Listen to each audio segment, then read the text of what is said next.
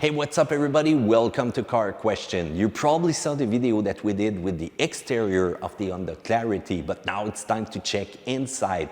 Yes, the exterior is special. You like it or you don't. There's no really in the middle choice.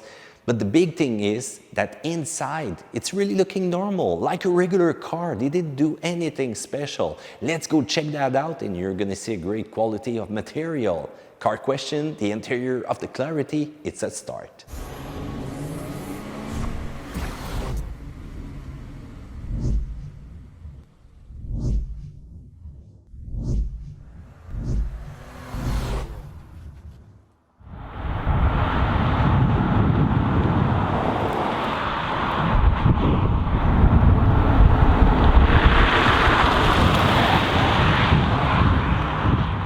When you open the door of the Clarity, you're gonna feel comfort, you're gonna see that build quality and great materials are there. Look at the stitches right there on the seat, really perfect. Seats are not really firm when it comes to lateral support though, and it's missing some electrical feature to adjust them, but they're great. And look at the door with that little, is it suede? What do you think about that? You will guess until I give you the answer a little bit later though. Look at the black piano finish right there in the handle. You've got also faux wood right here and all the door commands, and you've got the possibility to open the trunk and the fuel cap. Once you take place inside, nice solid firm top of the door, and once again that little material that you see there, and that's going to be hard though to maintain clean. You know, if you got some children with dirty finger, that's not going to do it. So you've got right there on the top two vents, and yes, the screen is kind of bad when it comes to clean it, and you're gonna see all those fingers appear, and I've just cleaned my finger and believe me, it's bad. As soon as you press somewhere, this will get dirty really quick. So by the way, this is black BO fiber fabric, if you like. That's what you get in the touring trim, and I really love what I'm seeing inside and on the seat also. This is really great.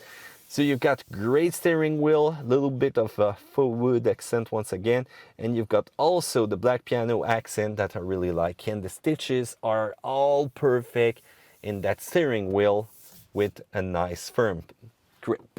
So let's press once, let's press twice. The car is gonna give you all the indication right here, and you've got the underlying feature and a big fail. Yep, that same good old multimedia system that I hate so much. I don't know why it's still there, but we're gonna talk about it in a little while though.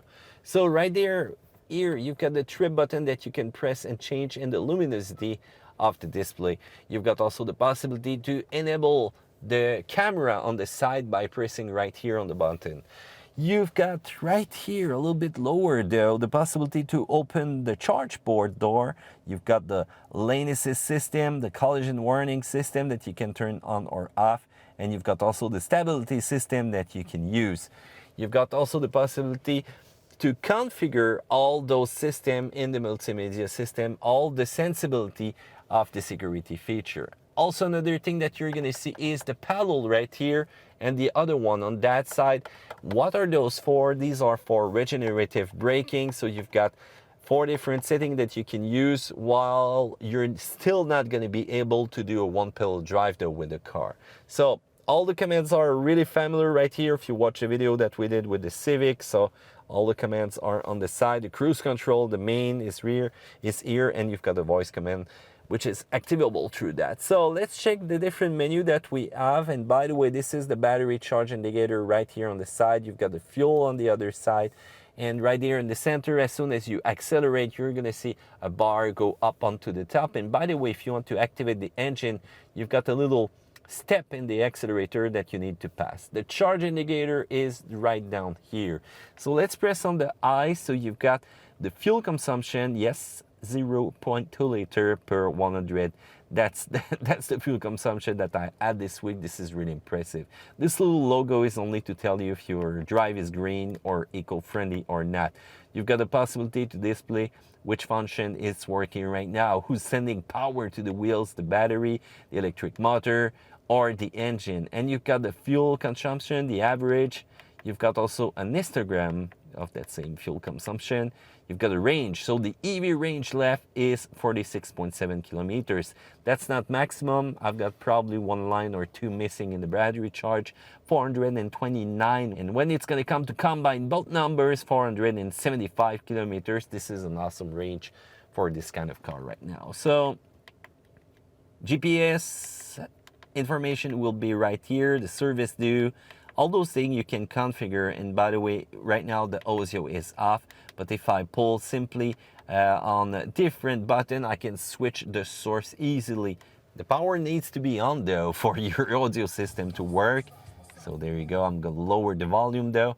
And if you want to switch from different source, you can by just pressing on up or down of the different buttons. So Sirius not working like right now. I'll leave it in Bluetooth because of the garage interference. So the phone, the message application, the settings that you can go in, and it's only going to be for one setting though. It's a charge timer, or you can simply exit. So if you want to select a charge time because electricity cost is much lower during a certain period in your area, well, you can do that. So by the way, we're going to start the car by holding the brake. Did you hear something? Yep, it's ready to drive, and there's not a lot of noise though. You cannot even hear a thing, so sorry you guys out there. So by the way, when you put the car into reverse, that's what you're gonna see, the rear view camera, which is not that great though. The resolution is not really impressive. And by the way, when you turn off the car, you've got the timer, the mode start, the end, all the different information, and you will have an eco score also.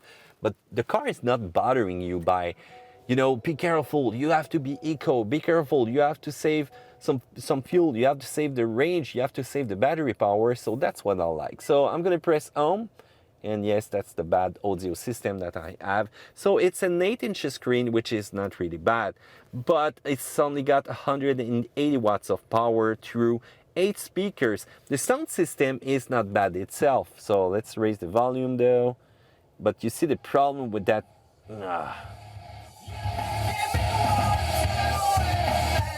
Not too bad though, but once again, not one of my favorites out there. The quality will be okay if you like a lower volume, but if you want to go higher, you're gonna hear that bass thump through the speaker, that's for sure. Apple CarPlay, Android Auto, that's really interesting. You've got also the possibility to go switch into navigation, which is less worse than the average, but see the time it takes to load. Finally, Garmin Navigator. I even got time to see the title this time. Let's press home again. Waiting. Let's press info. Let's press vehicle energy. And that's probably going to be the best graphic that you're going to see in all that system. So you can press the menu to access different information, but once again, this is not my favorite. So let's go a little bit down here. You will have the heated seat. You will have the possibility to activate the climate system. So if you check that out, this is where you're going to be able to choose where you send the air. And by the way, how about that cool key fob that I have right here? So you've got the possibility to open the charge port, and this is a kind of remote starter, but it will adjust the temperature inside the car to make it comfortable. And you can see the blue because it's a clarity and it's fuel efficient. So right here in the center, you've got the possibility to simply sync also the temperature between two sides. You've got the button for Econ, Sport, or HV mode that you can choose. I will explain that later in another video. And you've got your direct drive transmission that you can press on the D right here, simply press on reverse like that. Electronic parking brake, and look at that center console, which is really high. Solid as a rock. There's no crack, there's no nothing. And look at the space you've got under that. It's really huge. You've got a possibility also to connect USB connector right here, one on your side and one on the other. And the power outlet is kind of low though, but it's still hidden under that. Huge cup holders, and when I say huge, these are clearly really deep, so if you got a big mug or something, well, you're going to be able to use it. Centered console, a lot of space also. Mirror, home link system, and the possibility to turn on the LED, little bar of chrome where you can put your glasses, and yes, the sun visor using regular lighting, storage. And remember, every material inside the Clarity is environmentally responsible material. So they adapted plant-derived green materials and recycled materials to use inside the car. And by the way, my heated seat was going strong, so I might as well close it. So let's open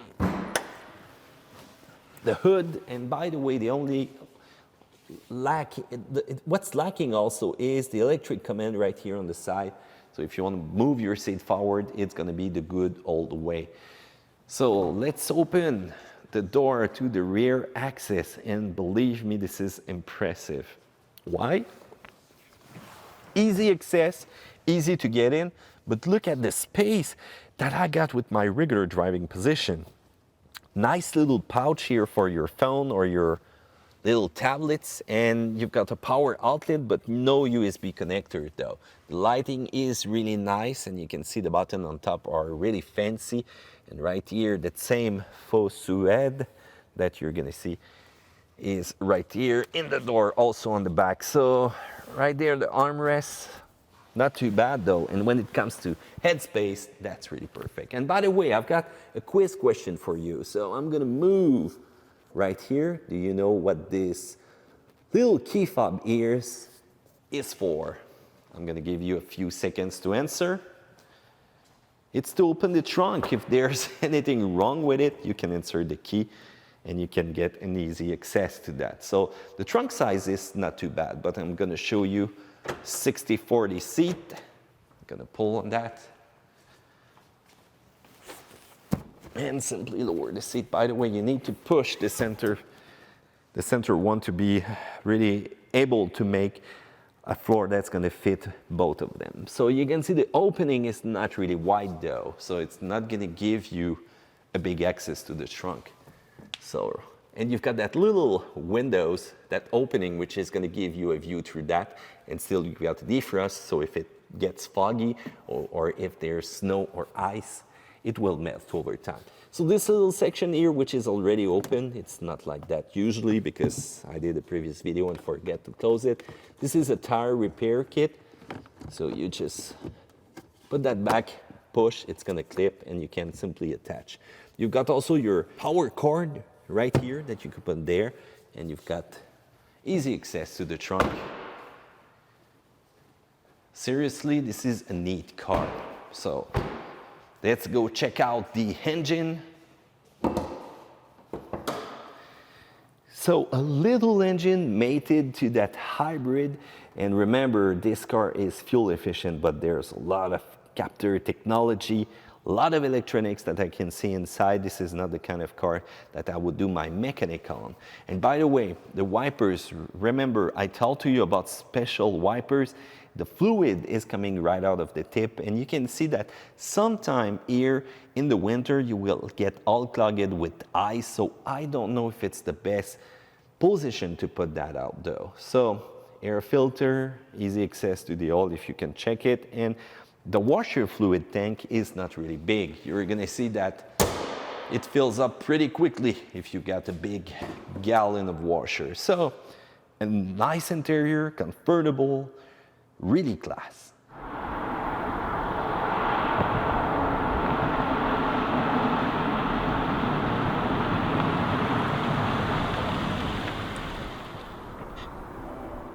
So, what do you think about that interior? It's really soft, it's really comfortable, the quality of the materials are there, and how about that little suede imitation that you've got everywhere in that car? That's what I like. How about the center console, which is really high, and you can put your iPad right under it. But the only downside is the multimedia system. Yeah, it's not really great. They should have went for the one that you can find in the Honda Accord and the Honda Odyssey. Why not go for it in such a technological car? That's kind of a bad mood from Honda. But hey, I want your comment right there in the section down there below. Don't forget to do a thumbs up and subscribe to Car Question. Next is coming the specification and the road handling of the Clarity. Take care.